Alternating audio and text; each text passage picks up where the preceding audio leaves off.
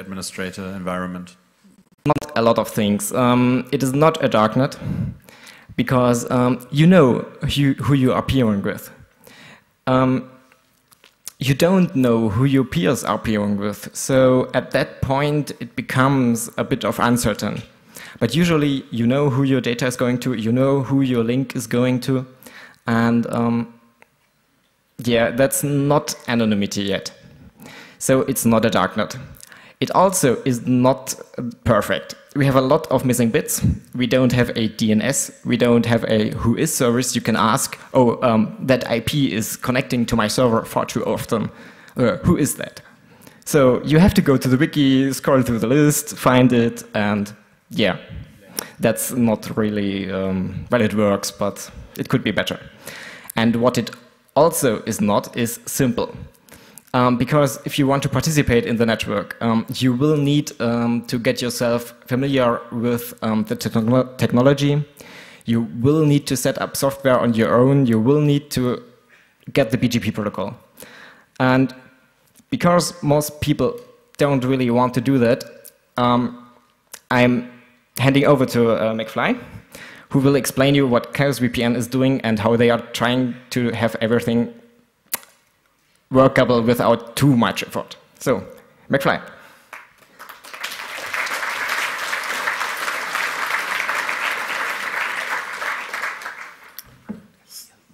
Yeah, hi. So yeah, some history. Chaos VPN is, I think, from somewhere between 2002 and 2003. It has first been set up by Hege and some people around. Hege is from CCC Hamburg, and it's a pretty old school person here in CCC, I think. It uses Tink. Who of you do know what Tink is? Hey. Okay, who of you don't know what Tink is? Okay. The rest are sleeping. When you set up tunnels between some networks, you run at some point into a problem. You know, if you have two networks, you need one tunnel. If you have three networks, you need three tunnels, and this goes on that way. Like setting up tunnels, if you want to connect everybody to everybody, scales with O equals n squared, which is not good for administration. If you have like 50 networks, have fun. Everybody needs to touch their config files every time any node changes. Tink does have one advantage, it's a fully meshed VPN. This is very interesting for us because the first use for the Chaos VPN was to transport Chaos phone. And if you want to do voice over IP, bandwidth is not the issue, but latency is. And if you want to have the shortest path, you need to have a direct connection. So this is why Tink was used. Tink is used in some other VPNs. Some of you might have seen the CT, which is kind of a German computer magazine. They had a big article about Tink, I think some 5 months ago. And Tink has one issue. The config files on the network need to be fairly up to date. Otherwise, you will run into, well, issues, problems, net splits. Some people can reach somebody, some others can't, and this is really kind of annoying to debug. So, Hege wrote a Perl script to have an update mechanism who updates all the config files at least once a day. That worked mostly fine. But the problem is, if you want to do routing in your home apartment or in your club, you don't want to waste too much electricity. And those gadgets around to do that pretty well are those OpenWRT routers. And if you want to put Perl on them, that's possible, but you won't have many space left for real things on your box. So a lot of nodes did use like this OpenWRT routers, but didn't update their config files, which led to problems. For example, one of those problems can be that somebody knows the route, and as most of you, I suppose, are familiar with routing, the more precise route wins. And somebody announced a /32 on the Vermittlung, which is the central phone station. So as this was a dead link, that basically went dead. The problem could be easily solved, just everybody needed to upgrade their configs, but as no poll on the routers, no update script on the routers, no updating of the routers, problems. How does this script work? Well, basically, it downloads a configuration file from VPN Hamburg CCC.de, decodes it, does some sanity checks, it generates the ting configs and restarts ting. That looks very easy to understand. It's way more complicated, in fact, but it had to fit on a slide, so this is roughly the outline what it is. It does involve some things like certificates and other stuffs, but you don't want to have them here in the slide.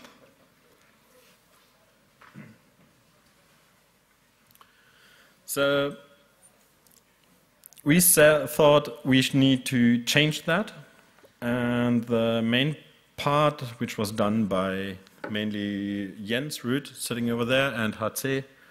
I've seen him somewhere here. And some other people from America, like Sinus and others. McFly, really quick. Who are the people that are on the slide that did the work? I know Jens is over there. See some hands? Over there. No, stand up, please, sir. Is Cheryl in the room? Any of the other hackers? No, seriously, guys, give these guys a round of applause, because coding's not easy.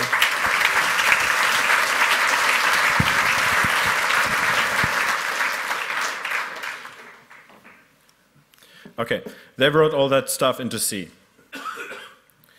The nice thing with C is that now it does fit on the routers, so we have a chance that people update their ting configuration, so we have a chance that the whole network configuration just works.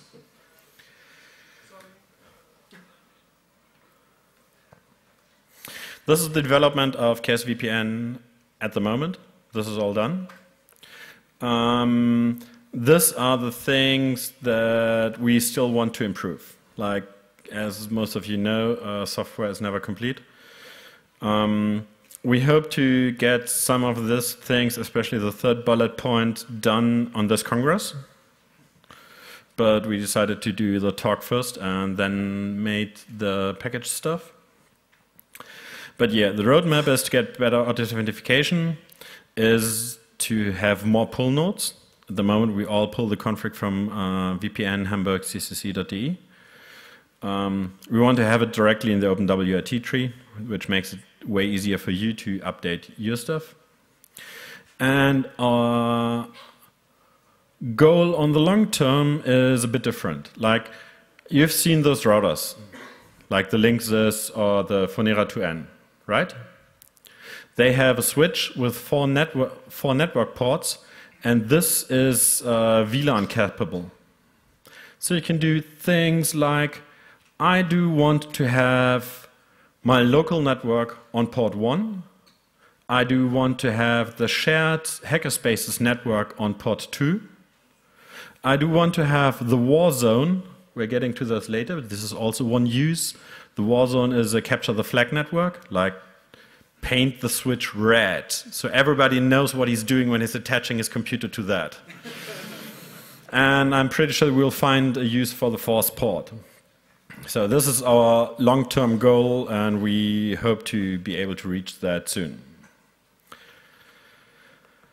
Back to ting and the stuff. Current projects using ting is, for example, the Freifunk Intercity links. Some of them work with ting.